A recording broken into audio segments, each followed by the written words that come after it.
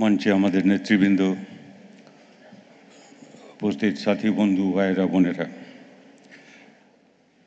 আমি বিশ্বাস করি যে নিশ্চয়ই আপনারাও তাই অনেকে বিশ্বাস করেন যে আমরা যাকে স্মরণ করে শোকসভা করি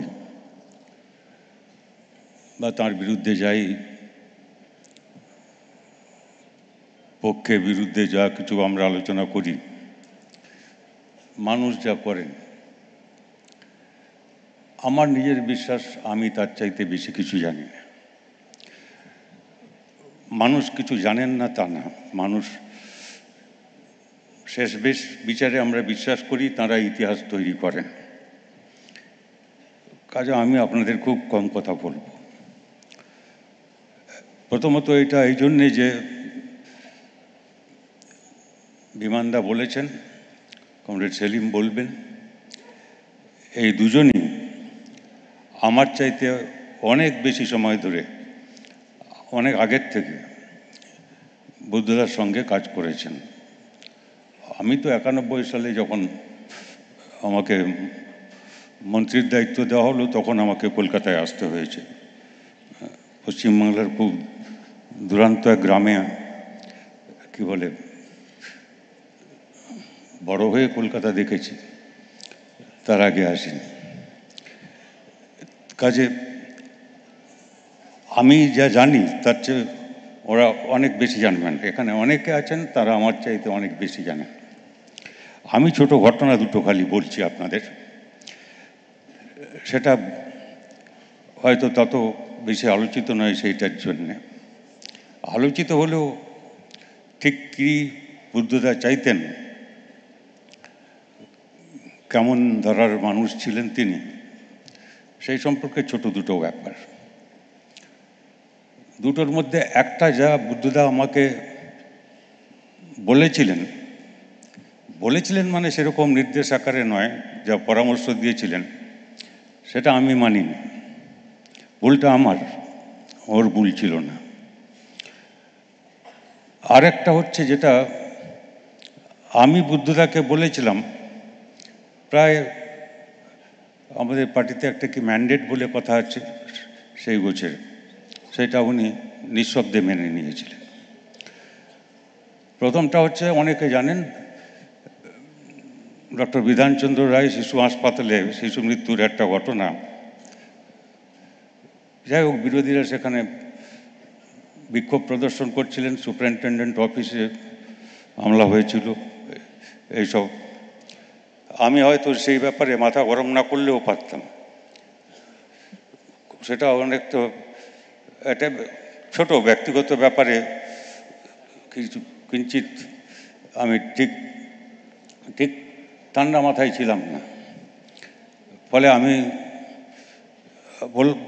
মানে কি করব, বুদ্ধদার সঙ্গে কথা হচ্ছে যখন বুদ্ধদা বললেন যে ওখানে যেতে হবে হাসপাতালে, আমি বলে যাবো কী করে, ওখানে বসে আছেন ওরা, তো ওখানে তো মারামারি করে যাওয়া যায় না, পুলিশ নিয়েও যাওয়া যায় না, এটা তো মুশকিল ব্যাপার। তারপরে যাই হোক না কেন, আমি সেটা নিয়ে একটা সংবাদপত্র ইত্যাদিতে যা বিবৃতি দিলাম সেটা আমি ঠিক করিনি। বুদ্ধদা আমাকে সে নিয়ে কিছু বলেননি, বললেন আমি আপনাকে নিয়ে যাব। উনি যে কেন আমাকে আপনি বলতেন চিরকাল সেটা জানি না, দ্বিতীয়বাবু তাই। তো এখন নিয়ে গেলেন আমাকে একদিন, সেদিন অবশ্য কোনো গোলমাল ছিল না, হাসপাতাল দেখলেন ইত্যাদি হলো। তারপরে উনি ব্যবস্থা করেছেন, এটা আমার কোনো ব্যাপার না। এখন আমার এটা যে হঠাৎ সামনে দেখছি বলে সৌরভ গাঙ্গুলি রয়েছেন সেজন্য নয়, এটা আমি আগের থেকে ভাবছি অনেক দিন যে বুদ্ধদা ওর সঙ্গে কথা বললেন আর উনি সাহায্য করতে রাজি হলেন।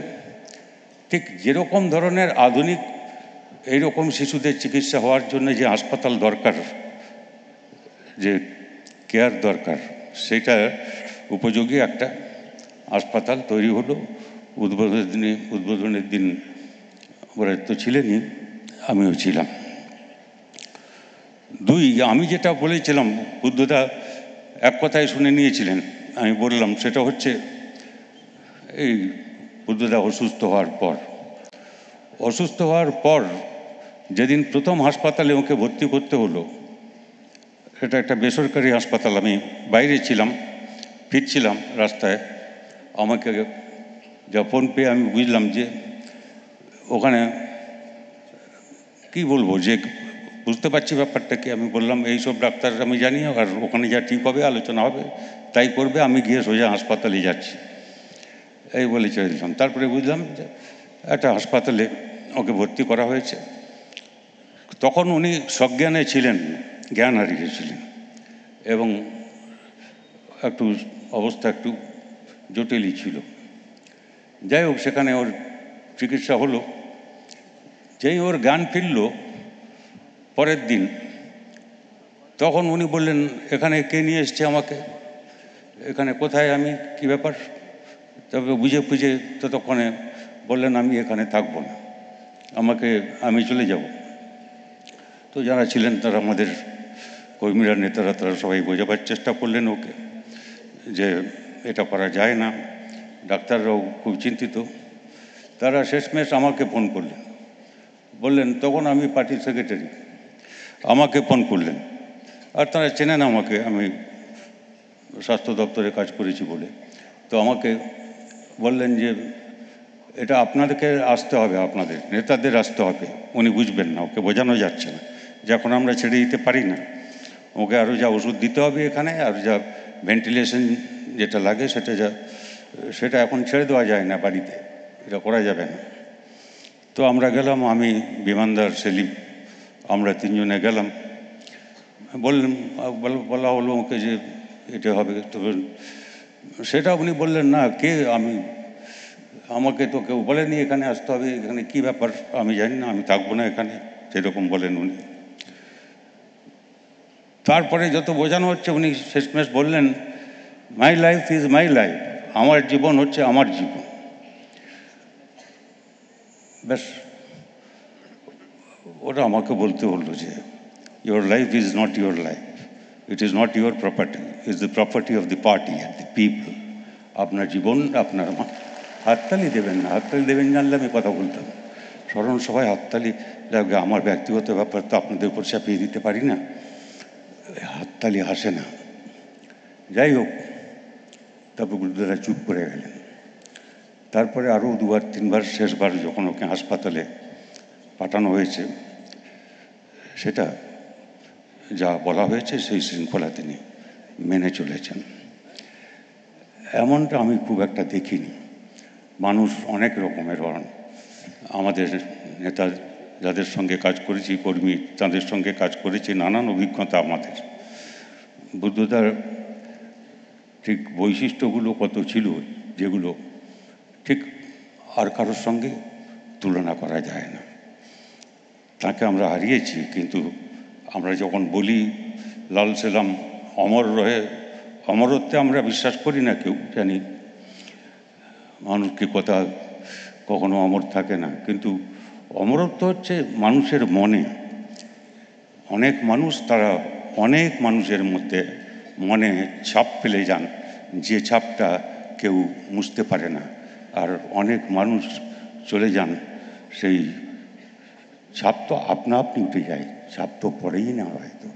এই ছিলেন বুদ্ধদা, কমরেড বুদ্ধদেব ভট্টাচার্য, লাল সালাম কমরেড বুদ্ধদেব ভট্টাচার্য, অমর রহে।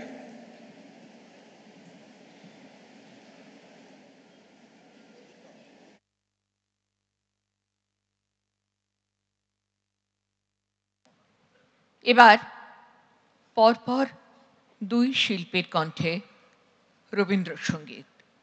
প্রথমে অলোক রায়চৌধুরী এবং তারপরে অগ্নিভ বন্দ্যোপাধ্যায়।